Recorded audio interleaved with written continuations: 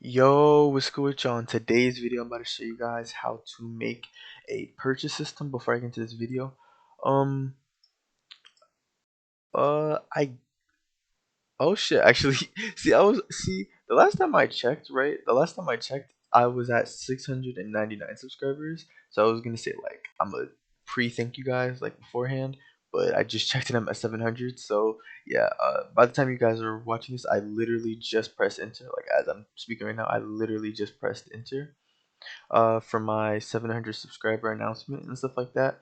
Thank you guys so much for all the love and support. Like that literally was just my live reaction to hitting 700 subscribers. I didn't even know and stuff like that. I know I was about to hit it, like I was one sub off, but I didn't know I was about to hit it. But yeah, I want to thank you guys because it's crazy. Because it's like multiple people hit me up today thanking me for my content and stuff, and I appreciate it. Like when y'all do stuff like that, I really do. I appreciate it and stuff like that. And y'all leave comments and everything, thanking me and all that stuff. I appreciate that, guys. And also, happy Easter. By the time I'm recording this video, it's Easter. Y'all are watching. I know when y'all are watching this, it's like the middle of April, but still, I hope you enjoyed your Easter and everything and stuff like that. But yeah.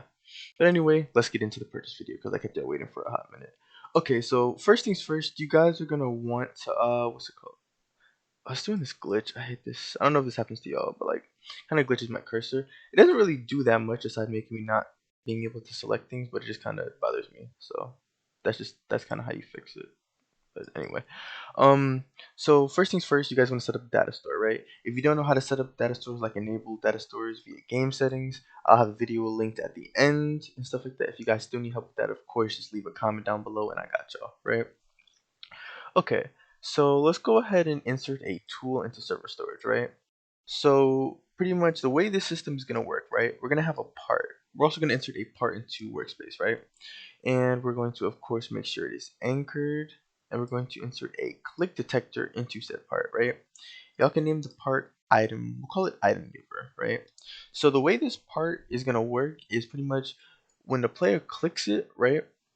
It's going to pretty much check if the player already owns the item. And if they do own the item already, then it'll give them the item. If they don't, however, it'll pretty much it'll take away, like we'll say 10 cash from the player and then give them the tool, and then also update their data so that it's saved that they do own this item and stuff, so that when they come back to it they can just equip it rather than buy it, if that makes sense. But yeah, so we're gonna need to use two scripts here, right? So you could just leave the tool in server storage. We'll disable requires handle, and let's insert a script into server script service. Y'all can name this we'll call this leaderstats script, I guess. Leaderstats script, right? Delete print hello world, you already know. We're gonna need a data store. Let's do local purchase data store, right? It's equal to game get service data store service get data store purchase data store. That is nice. Spelled data. Okay. Data. We're not gonna talk about it anyway.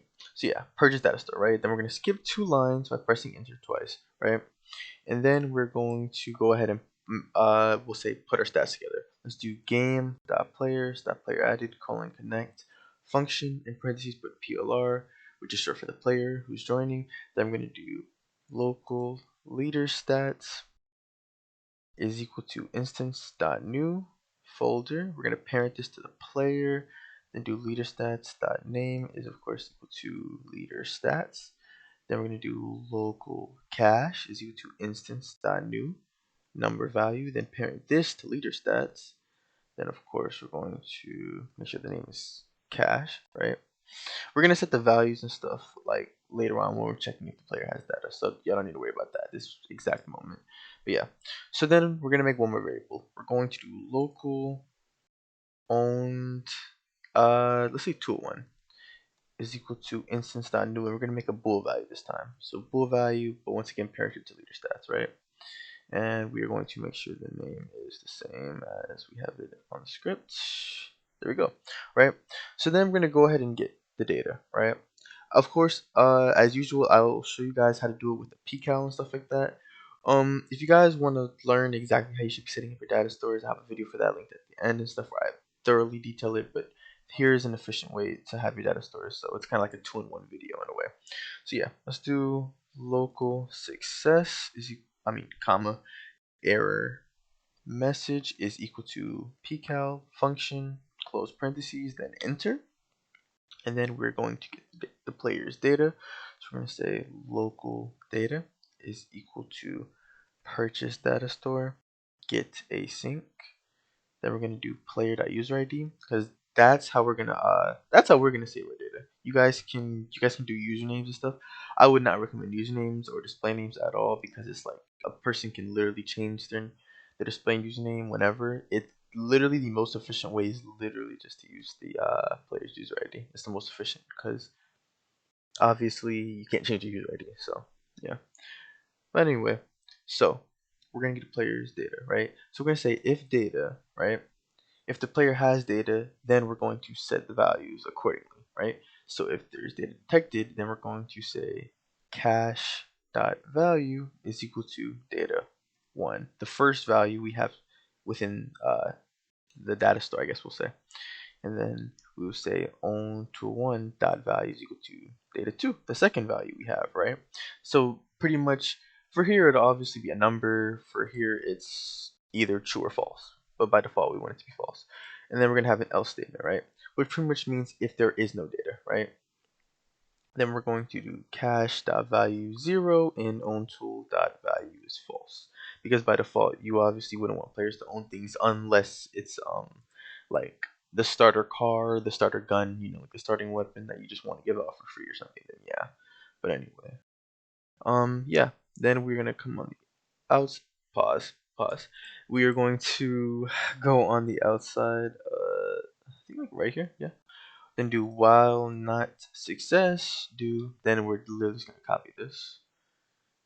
I love how you pretty much just copying and pasting just to make it more efficient, but not complaining though. And then you just put a wait here, and make it wait 3 seconds. I would go with 3 to 5 seconds, just so you don't overload the server with multiple data store requests at once. But yeah, and that's all we have to do so far, at least for leader stats and stuff. We're done there. Now for the actual purchase part. Okay, so we're gonna insert a server script into click detector. Make sure it is a server script, right? Because I notice a lot of people don't know, but I'll just put this out there for anyone who doesn't know. Local scripts do not work in the workspace, right? Local scripts do not work in the workspace. I just want to let y'all know, only server scripts. But yeah, we'll call this our purchase script. We'll delete print hello world, and we're gonna need to copy the variable for the purchase data store. So let's just copy and paste that over here. And then we're gonna say script.parent mouse click connect function in parentheses. We're gonna put plr, which is the player who's clicking and stuff like that. And then we're going to look if there's any data. So I don't think there's really a need to use the pcall, because it's like even if it did fail, it's like it's like all the player would have to do is just click again. It's not like it's loading the data. So yeah. So we'll do local data is equal to purchase data store GetAsync player.UserId. We will say if data.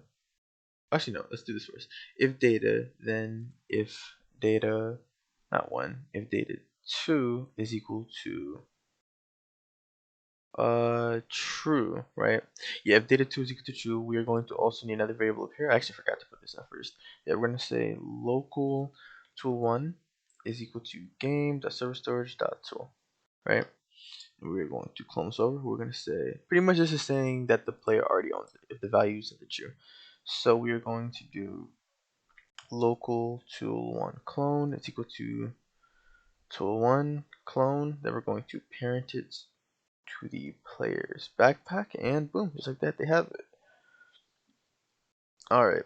So pretty much we need about I think like warmers. Yeah. Okay. So we need else, right? Pretty much this is for if the player has data, right? So we need a if they don't have data, then we're gonna prompt it, right? So pretty much if the player doesn't have any type of data, which means it's their first time there and stuff like that, then what's it called? Then of course we're gonna or not prompt. I'm not like making a whole UI or anything. Yeah, I'm not gonna make a UI or anything and stuff. I'm just gonna say simply that they purchased it and stuff like that. So we'll say if player dot leaderstats dot cash dot value is greater than or equal to 10, then we will subtract is equal to the same thing, minus 10, and then we will literally do the same thing here. We'll clone it over, but we will also update the data. We're going to do player.leaderstats. This will not autofill, by the way. Dot OwnedTool1.Value is set to true, right? And then we also want to copy and paste this over here as well. We want an else. Actually, yeah, we want to take the else too. Because this is pretty much saying if player has data and if data 2 is true. Because we could have data, but we could have also just not bought it. So if they don't have data, then we'll buy it and stuff, right? So let's. What the fuck? Wait, what isn't? I think I put the else. Huh, that's weird. Oh, I think I need another end. Yeah, there we go. Okay, go. There we go. I had to fix the end. Anyway, yeah, let's go ahead and test this, and we should be good. Let's doing that glitch. I don't know if that happens to anyone else, but that is so annoying. But anyway, let's go ahead and let's see. Okay, so obviously the value, well, it's set to 0. I don't really know why it's set to 0, but yeah, it's pretty much set to false right now, right? So if we click the part, we don't have enough cash, so literally nothing is happening right now, right? But if we go on the server side, make sure you're on the server side, of course, and then we change the amount of cash we have to 15, we'll say 15, right? We have 15 cash, boom, just like that. Yep, the value changed. Now we own it. Like, it's gonna display as a number there, like pretty much 0 means false, 1 means true, but you guys get the point, right? So now we own the tool, right? So if we leave, actually, hold on, it'll work. Actually, I believe if we just leave, yeah, hold on. I like to take, oh, wait, wait. Guys, oh my gosh. Oh my god. Guys, I'm so sorry. I am sorry, guys. I completely forgot. We set up the stats, we set up the purchase system, but I completely forgot. I did not set up the auto saving. I'm so sorry, guys. Okay, let's get to it.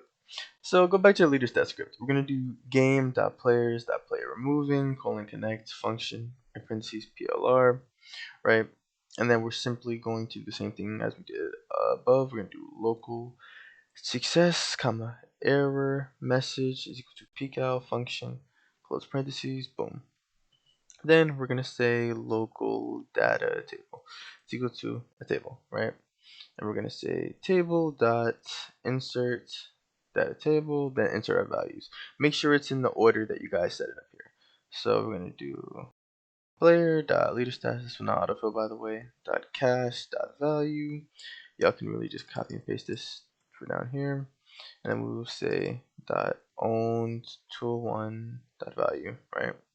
And then we will do set async by doing, let's see, PurchaseDatastore set async, the key of the player's user ID, and then the data table. Boom, just like that.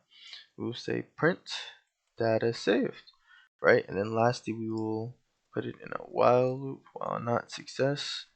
Do the same exact thing we wanted it to do. Oh, did I do that?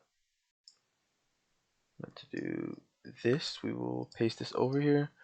Throw another wait for 3 seconds right there, and okay. All right, guys. Now we can test it. Okay, that's on me, guys. My fault. Anyway, because the value wouldn't have saved because I didn't have saving on. Okay. So if I change my cash this time to 15 or 40, it don't matter, 14. Now if I purchase it, tool, right? Now if I delete the player, yeah, there we go. Data saved. Okay, right. And then it's also good, by the way, to also print. Like I'm telling y'all, it'll help you debug a lot. Data loaded, right? So pretty much we should see data loaded. Should. There we go. Okay, data loaded. Yeah, see, there's my cache. Okay, there's my cache. Boom, there we go. See, guys, we got the tool, and we didn't have to buy it again. So yeah, sorry for this video being 15 minutes long. I was hoping for like 8 to 10, but it is what it is. But yeah, like I said, I hope everyone had a good Easter and stuff like that. And thank you guys again for 700 subscribers. Really appreciate it. And yeah, I'll see you guys, and I appreciate y'all for watching.